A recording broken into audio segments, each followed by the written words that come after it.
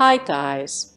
So this is our demo website, and if we open any links, it adds index.php as you can see. To remove this, log into the WordPress dashboard. Go to Settings and Permalinks. So you can remove this index.php name from here, or simply choose post name or custom structure as you like. I will choose post name and save changes.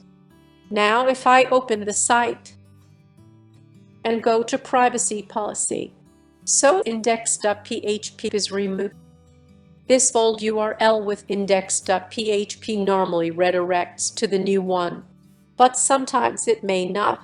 As you can see here, this will be an issue, especially if you have already shared your URL with many. So to fix this, go to Appearance and Theme File Editor. Go to Theme Functions. Scroll down. Here is the code to add.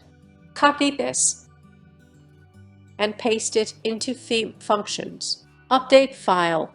This code will redirect URLs removing the index.php file. Suppose this is the URL I shared with, containing index.php. Let me refresh this. So it will go to that link instead of showing the page not found. Hope this video helped. Thank you very much.